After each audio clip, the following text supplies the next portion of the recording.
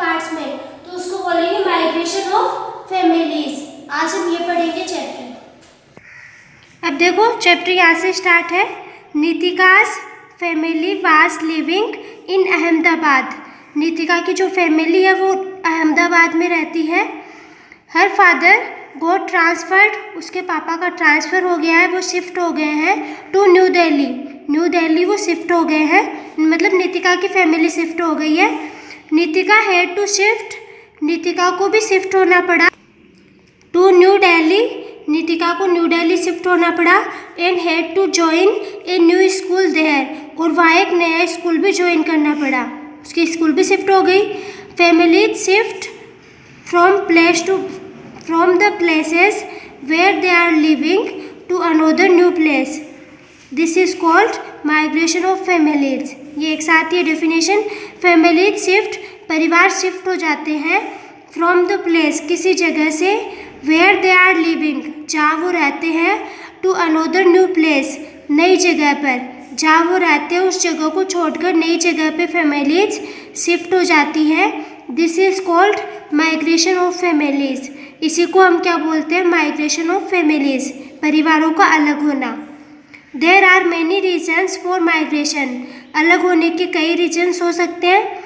People migrate, लोग अलग हो जाते हैं, due to economic reason, economic reasons की वजह से, मतलब आर्थिक उनकी जो सिचुएशन है अगर वो कमज़ोर हो जाए तो वो अलग हो जाते हैं। एजुकेशनल रीजन, पढ़ाई का रीजन भी हो सकता है, बच्चों की पढ़ाई को लेकर भी।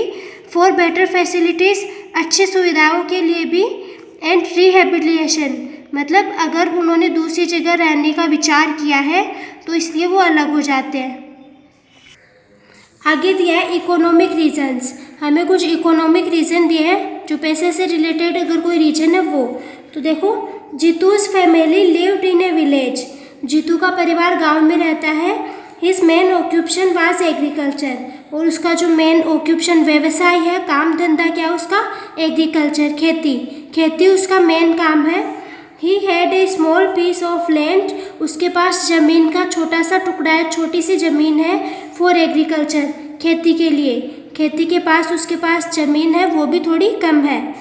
ही वॉज वेरी पुअर, और वो बहुत गरीब है। ये जीतू की बात हो रही है, जीतू बहुत गरीब है।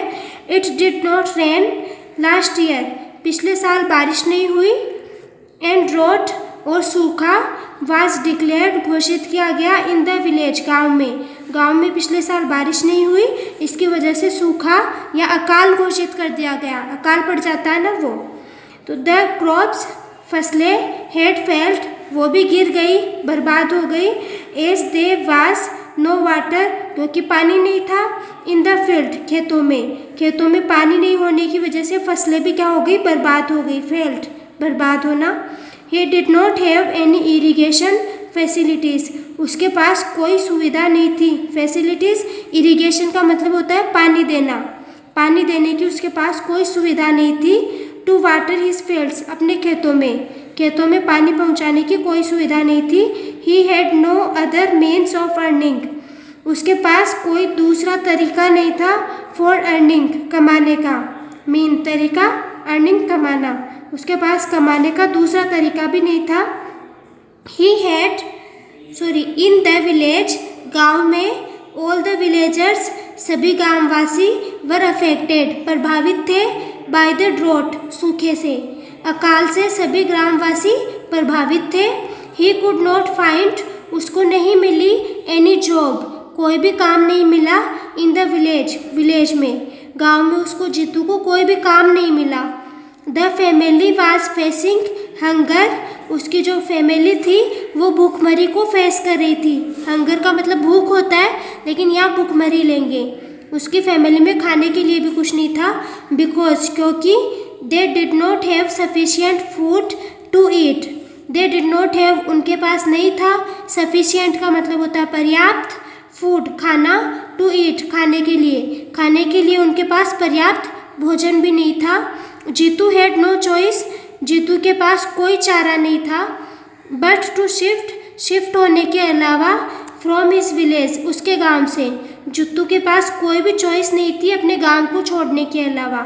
एंड माइग्रेट, और अलग हो गया, टू हिज एल्डर ब्रदर, अपने बड़े भाई के विलेज, गांव से वो क्या है, अपने बड़े भाई से अलग हो गया। विथ हिज फैमिली, अपनी फैमिली से भी, एंड कैटल्स, और जानवरों से भी।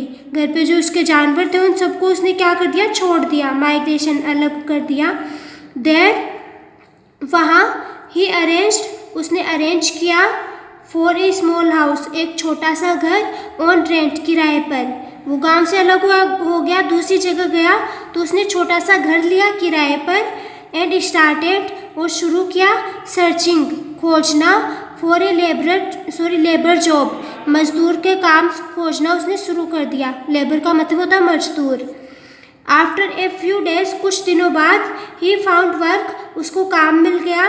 देर, वहाँ पर, नई जगह उसको काम मिल गया। And started living in that village, और वो उस गांव में रहने लग गया। विथ हिज फैमिली, अपनी फैमिली के साथ में। पहले तो वो अकेला आया था, फिर बाद में उसको जैसे काम मिल गया छोटा मोटा, तो वो फैमिली को लेके आ गया। ये देखो, ये जीतू है और ये इसकी फैमिली, गाय वगैरह सारे लेके आ गया वो। हाउएवर, जैसे भी हो, इट वाज नॉट, ये नहीं था, एट ऑल ईजी, इतना आसान, जैसे भी हो ये इतना आसान नहीं था, फॉर हिम, उसके लिए, टू लिव देयर, वहाँ रहना, नई जगह पर रहना किसी के लिए भी आसान नहीं होता। ही फाउंड हिमसेल्फ, उसने खुद को पाया, आइसोलेटेड, अकेला, उसको खुद को अकेला पाया। हमने अभी पढ़ा आइसोलेटेड, अकेला होना। इन द न्यू विलेज, नए गांव में उसको अकेलापन महसूस हुआ। He was made to work, उसने काम करना शुरू किया, एक्सट्रीमली हार्ड, मेहनत से, वो बहुत मेहनत से काम करता था। And was paid very less, और उसको कम पैसे मिलते थे। पेड मतलब भुगतान होना, उसको कम पैसे मिलते थे। ही लॉस्ट हिज आइडेंटिटी, उसने अपनी पहचान भी खो दी, इन द न्यू विलेज, नए गांव में। He started missing his village, उसने क्या है, खुद के गांव को मिस करना शुरू कर दिया, याद आने लगी उसको। वन डे, एक दिन, ही गॉट न्यूज़, उसे समाचार मिला, दैट, कि there is a good rain, अच्छी बारिश हुई है, इन हिज विलेज, उसके गांव में, दिस ईयर, इस साल। फिर अगले साल उसको क्या है, एक न्यूज मिली कि उसके गांव में अच्छी बारिश हुई है। देयरफॉर, इसलिए, ही टुक, वो लेकर गया, हिज फैमिली, अपनी फैमिली को, एंड कैटल्स, और जानवरों को, बैक, वापस, इसलिए वो अपनी फैमिली और जानवरों के पास वापस चला गया। एंड रिटर्न, लौट गया, टू हिज ओन विलेज, अपने खुद के गांव में लौट गया वो वापस। आगे दिया एजुकेशन, पढ़ाई से रिलेटेड जो रीजन है वो देखो, एजुकेशन का क्या रोल है इसमें, माइग्रेशन में। धीरेन इज वर्किंग, धीरेन काम करता है, एज ए लेबरर, धीरेन काम करता है एज ए लेबरर, मजदूर के रूप में, इन संतूस फील्ड, संतू के खेत में, इन ए विलेज, गांव में।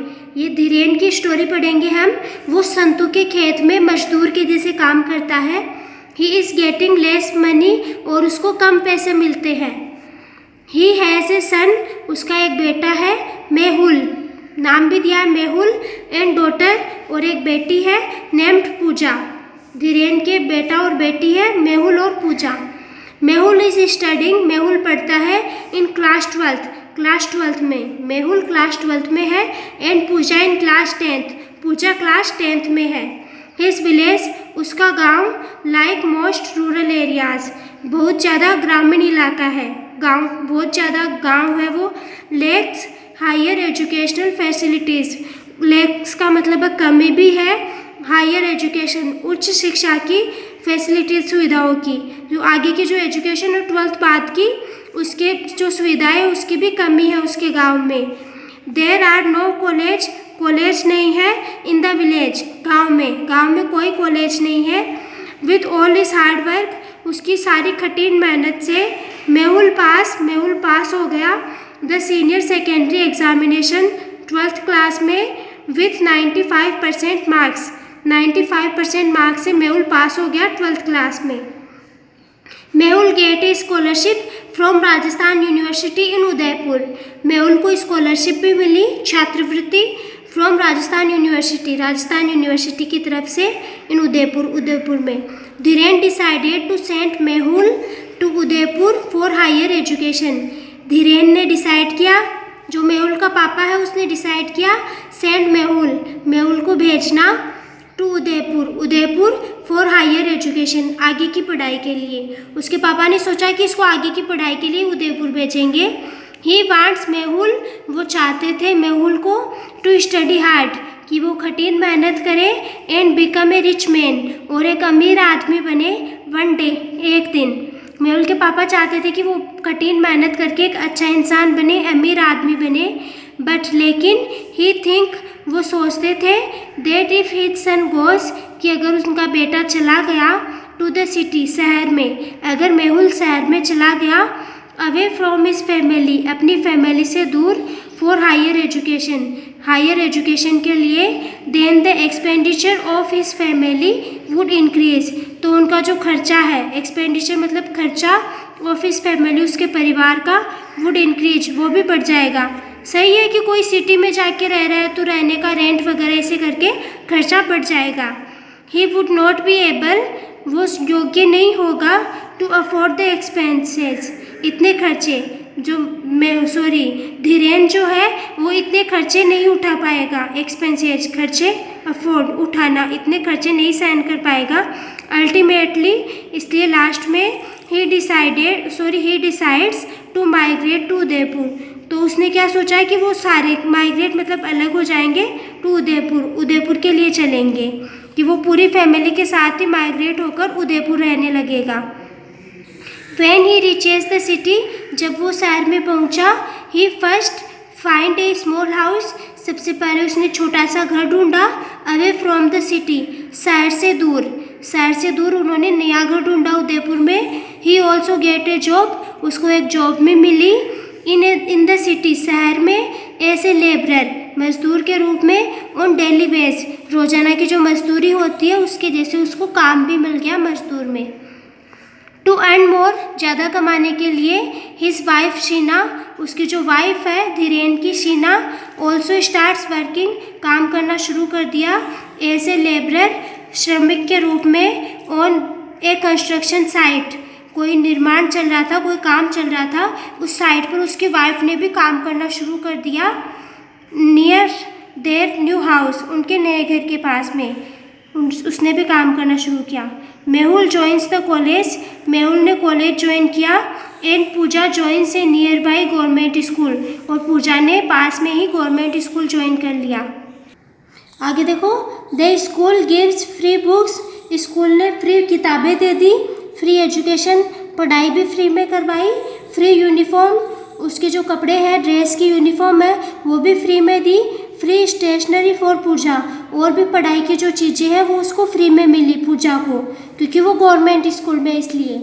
पूजा इज़ ऑल्सो हैप्पी, पूजा भी खुश थी, इन हर न्यू स्कूल, अपनी नई स्कूल में। बट लेकिन Dhiren is missing his village, Dhiren को अपने गांव की याद आ रही थी।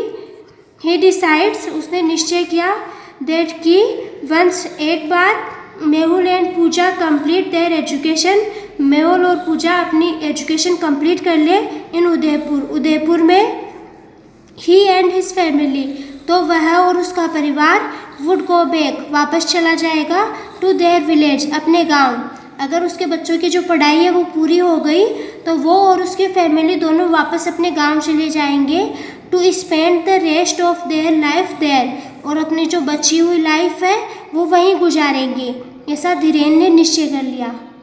अब आपको इसके हमने जो 2 रीजन पढ़े, इकोनॉमिक सिचुएशन और एजुकेशन, वो आपको पढ़ने अच्छे से।